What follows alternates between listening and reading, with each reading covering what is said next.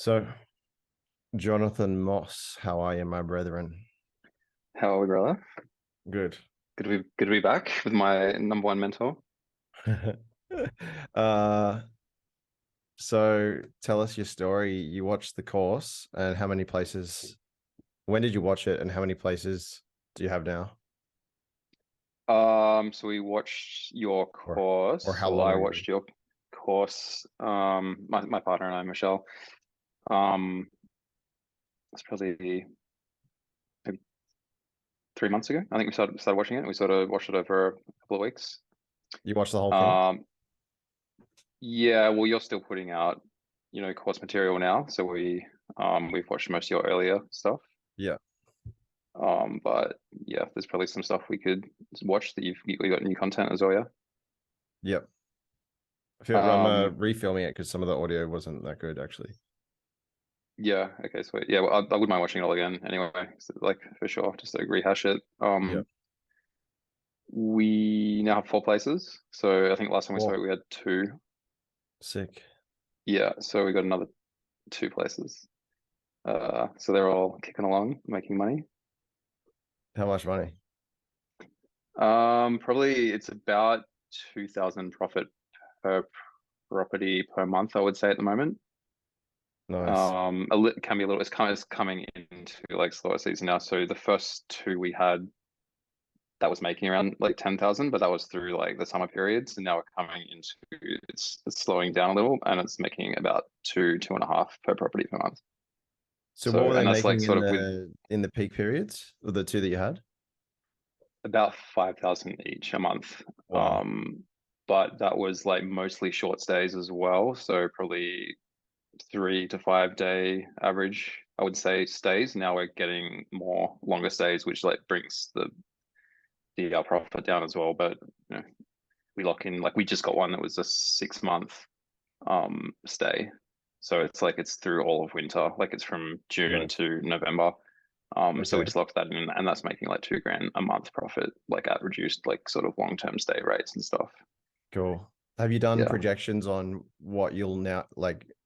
What are you now earning per year from the four places you signed up in the last 3 months Yeah, well it should be close to 100,000 off those four, I would say. Like in profit? based on yeah, profit. Yeah. Yeah. Nice. So so we definitely want to double that like as soon as possible. Like we'll try and pick up another four properties at least in the next like couple of months. Cool. Um yeah, How does it feel? feels good. Money feels good. That's good. I mean it's good because like it's we've got it sort of under control more now too. The first couple of properties were pretty tricky because it was like all new and we were like quite stressed. We're doing cleans ourselves and stuff because we didn't have cleaners sorted yet. Mm, But now, with the four properties, it's actually a lot easier to manage than it was with the two, just because we have like reliable cleaners doing their thing. So that because takes a lot of the you stress out could of bring it. a bit of scale to the cleaners, so it made a bit more automated. Yeah, exactly. Yep. So yeah, we've definitely got quite a bit of bandwidth left, like especially amongst like sort of two of us juggling it between us. So yeah, I mean, it definitely seems realistic to at least double what we've got now without really taking up a lot more time. Yeah, cool. And then you could get your own VA to run all the online stuff and coordinate Yeah, so cleaners and that's so that's on. for sure. Like that's yeah, so we need to, keep going with that, get the VA, Well, get the runner. you could probably even get one Because now, like, actually. yeah, yeah.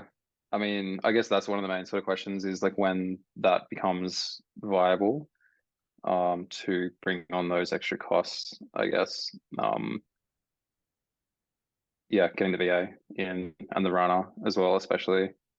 Because the Yeah. runners I mean, probably would it's free up most of the time. well, yeah, my mistake is I was being too cheap and like thinking, do I really want to waste 1,500 a month on a VA when it's actually going to benefit because that's going to free up my time, which is worth like Mm, at maximum.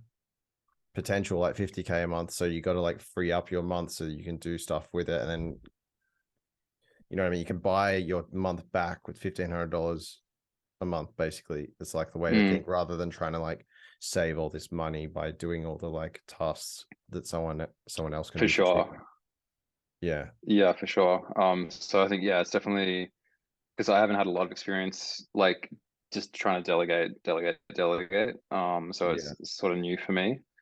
Like my other business in the past haven't really needed a lot of stuff delegated, because they were pretty low time intensive anyway.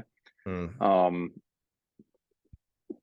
Michelle's laughing over there because she's probably had many things delegated to her. But maybe yeah, so maybe you can make that's your like girlfriend the VA. yeah. One weird tip to save on VA costs: make your girlfriend the VA. Because she's Swedish, so offshore. Yep, Frozen. It just premium froze VA. at the punchline. Yeah, so VA would be good. I definitely want to. The main thing is that I'm dreading is training up the VA, because I know that can take a while to bring them in and get them up to date with everything and make sure they're doing everything right. And it's just, Yeah, it's that general resistance to that. yeah, But yeah, you just got to do it, I guess. yeah. I'm going through that And now, mate. same for the runner. Yeah, yeah, true. Yeah, Um, yeah, but you can document stuff with videos as well. When you're already doing it to like soften the blow. Should also do that so that you don't have to repeat yourself if your runner or VA isn't good and you have to do it again. yeah, for sure. Yeah, Yeah. we'll do that. Start doing that as well. Yeah, yep. Um, Actually, I guess that was like one of the questions I did have around a runner. Because I know like you heavily rely on the runner, and you just have one runner, right? yeah, Miles. Miles. Yeah. Um, if he's sick or whatever or wants time off, like what do you do in that We situation? we found a backup runner called Kate and Andrew. They're a couple on Airtasker, which is a website for finding people to do random tasks. But you can find them on Facebook Yeah. groups or whatever. Um, Yeah. Okay. and then they charge per hour. And then Miles Yep. will be like, oh, I'm going to Bali for a week, and then he'll sort the cover out for directly with Kate and Andrew, so they're Yeah. available. Okay. Cool. Yeah. Yeah. And then worst case, they're not available as well. You'll just try and find someone else, obviously, or I've got like thresholds with my VAs in an SOP where it's like if the runners aren't available, then you can contact my friend Brenton and offer him like $100 an hour to like get out of bed and help us out or whatever. If not him, post on Airtasker for like you've got $400 threshold to solve the problem. If it's above Mhm. that, call Mark if I'm outside of the country, and then Yeah. Okay. It if was it's like a not bit of that, a if we can't solve that, then call the police or something, or I don't know, call the police if it's that bad. yeah. Otherwise, you just have to refund Um. them in the morning. Yeah. Yeah. Yeah. Yeah. Okay. Yeah. Cool. Um. How did you find What else did I? what were the did you find it difficult to do all this? Is it like overwhelming, or was it pretty smooth? Um. Pretty smooth. Yeah.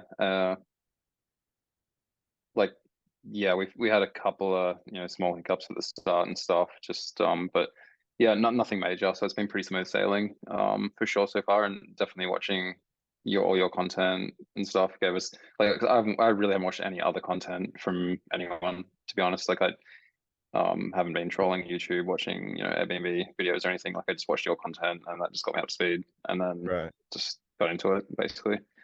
um Nice. yeah, so I think it just covers pretty much everything that you would come up against, like especially in this market, obviously. But Yeah. yeah, should be pretty good, I'd say, for all the other markets as well. Nice.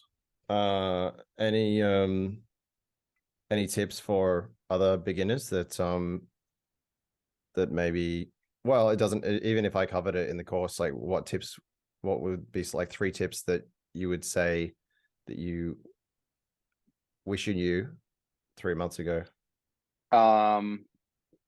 Get a cleaner like straight away. Like, so ideally even have a cleaner or a couple like ready to go before you even get the first one. Like, say, like ring cleaners or whatever, and like prospect the cleaners before you actually get an Airbnb happening. Yeah. Because then Yeah. once you've got it, you're like, now you've got to manage this thing and you're doing these cleans and you're kind of slow at it because you're not a cleaner. And Yeah. it's yeah, it's like have the cleaner ready, like for sure.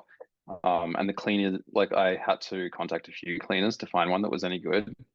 And it was like a reasonable price and stuff and responsive to requests for cleans and things like last second cleans and all that sort of stuff.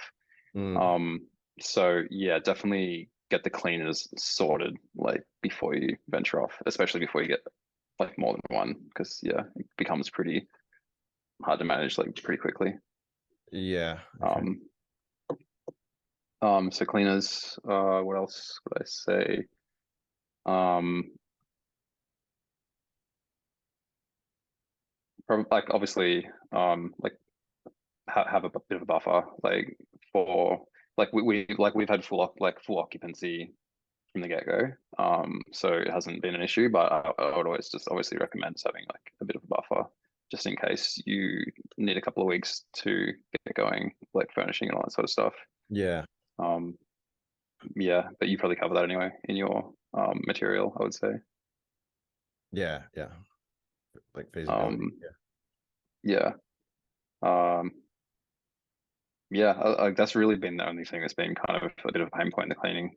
Like everything Yeah. else has been like pretty damn easy. Like, um,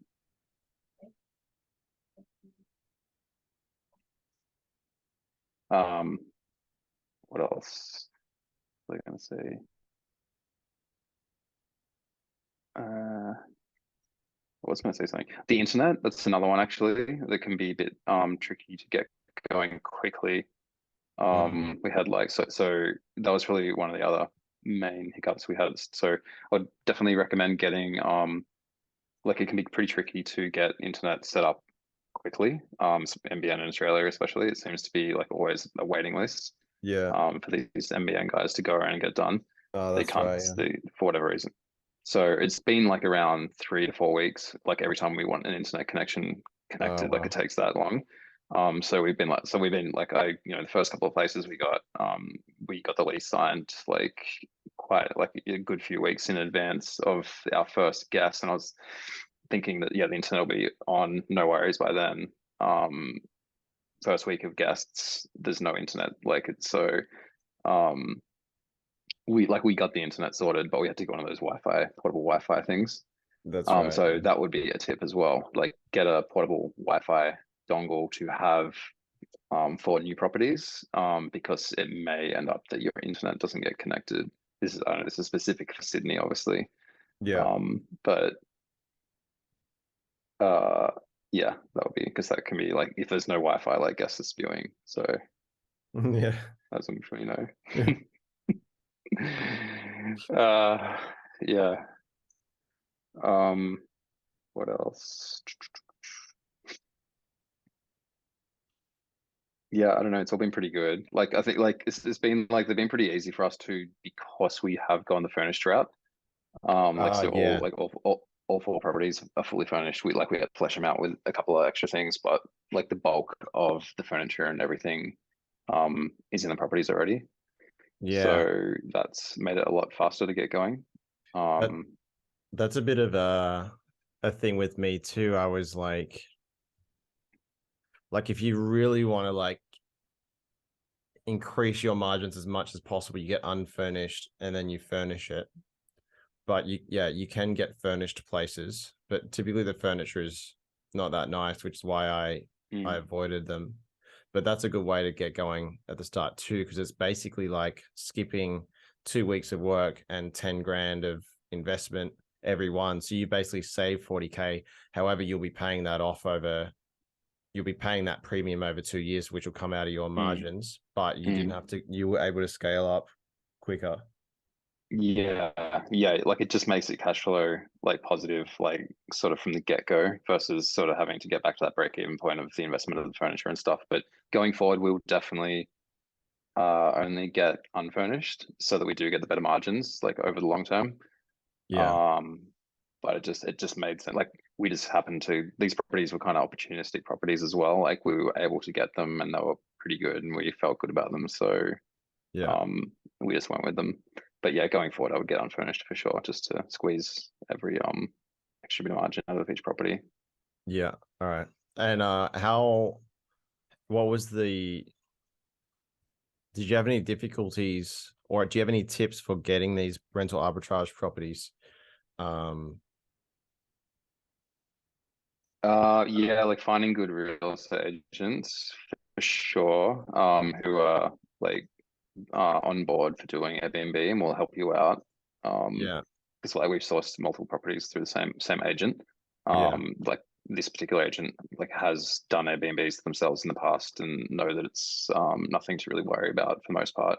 Because agents that don't really have any experience with it seem to be just thinking it's risky and the owners won't like it and just sort of shut it down from the get-go. So finding ones that are open to Airbnb, obviously, and then just like having a good relationship with them, so you can get more properties through them. It's because we haven't even really, we only had to go through the like tenant sort of process of filling out application and all that sort of stuff for the first property through this agent, and then like all the subsequent properties that we got through them, they just give them to us. Like they basically push them onto us because it's makes their job easier because they already have like a qualified like tenant essentially who they know is reliable and is going to pay the rent and they don't have to worry about it. So it saves them having to actually do the work of finding a tenant and they still get the the finder's fee for the getting a tenant essentially. Like they'll get that 2 weeks upfront or whatever that they get, and they haven't had to do open inspections for a few weekends and all that sort of stuff,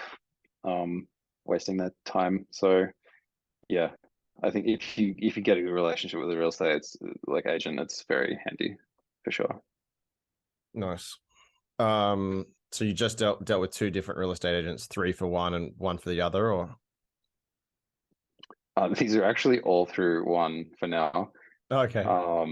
So yeah, but we do know a couple of other real estate agents that are all good. Like we'd be able to get properties through them. But I'd say it's probably maybe like 30% of agents you talk to are like maybe 30-40% of agents are kind of open to it and the rest aren't. Especially the younger ones I find are probably the least likely to, like the more inexperienced property managers are less likely to be okay with it because they don't know if it's all right. And Yeah. they haven't managed a lot of properties, so they don't really know a lot about it essentially. Whereas the ones that are more experienced have more experience dealing with properties that have been Airbnb and stuff, it seems.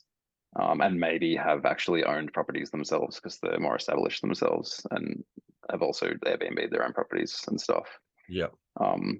So I think, yeah, dealing with more experienced real estate agents is actually better. Like it seems like it would be, I would have assumed it would be the opposite. Like inexperienced sort of younger agents would be just more up for doing whatever to get the tenant, but it seems to be the opposite. Yeah. Right. Okay. And do you have any questions for me? Yeah, just like a couple of like random ones. Uh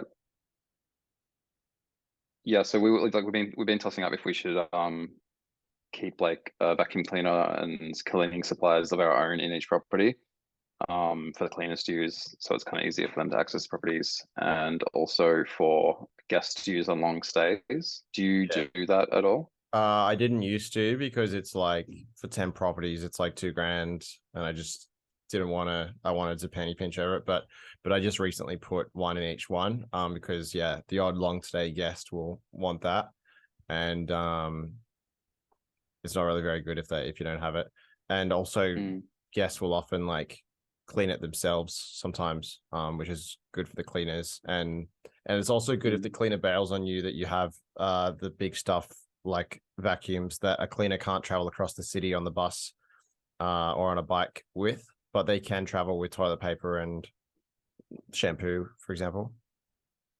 So it's good Yeah, for emergency situations where you need to get a place cleaned by a random cleaner on Airtasker. yeah. Yeah, that makes sense for sure. I think we'll do the same. Do you have preference for vacuum cleaner, like type, Yeah, or the Miele C1, I think it's called. is that like just a regular kind of? Yeah, it's one with a bag. It's a Miele Compact C1. It's yeah, it's pretty good. That was recommended by the cleaners. Miele's Oh, always okay, really good. And don't get Dyson, just Miele. not Dyson. Yeah. Why not Dyson? Too expensive, or? Um the battery only lasts like 20 minutes. Mm, And it's just not as rugged as a Miele. yeah, okay, It's yeah, kind of for ease of use, but cleaners don't need it for ease of use. They just need like something that sucks and does a good job. yeah, yeah, for sure, makes sense. We actually did buy a Dyson to use for us, just for us, to because it makes it so much easier to carry it around, Yeah. and because it's got the little attachments for the lounge and all that sort of jazz. Like it Yeah. makes Yeah. it's very handy, but expensive. And yeah, the battery, you can only do like 2 properties before it's dead. Yeah. So You could do both. You um, could have a small Dyson as well, but better to just have that money in your pocket than go yeah, all out on absolutely everything, I yeah, think. for sure. Um, that was one of the good things about the furnished ones. Actually, they all have vacuum cleaners, which are pretty good. So it's That's like good. one less thing to get. Yeah. Um,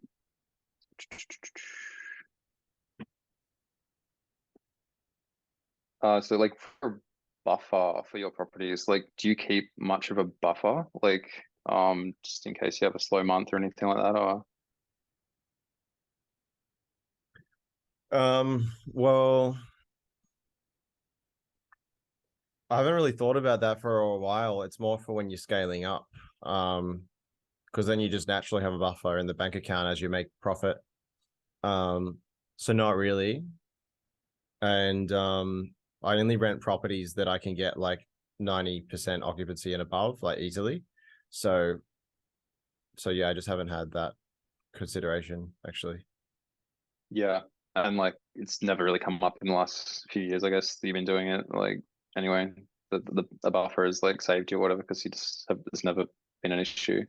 Yeah, even through the pandemic, like I was still covering my costs. I only had one VA at that point. I let one that was doing half time and not that good of a job go. And then um so we still made like some, some profit. It because like we've got, you pay for an unfurnished property, then you furnish it. So then you already kind of have an asset that you can rent out for more because you've added value to it with the furniture. So Mm, then it's in the more expensive market. Like worst case, if there's a lockdown and Airbnb is not allowed in the city or something, you can just like put it on Facebook Marketplace or on the main websites where you rent a long-term furnished property, and you can just get like more than what an unfurnished one would be, which is more than what you mm, pay. Yeah. yeah. Yeah. So yeah, okay. Yeah, so we'd just been like thinking about if we should save up like, a month buffer per property or something, just in case there was some sort of You probably, scenario. yeah, But you should for sure. Yeah. just to be safe, yeah. Um,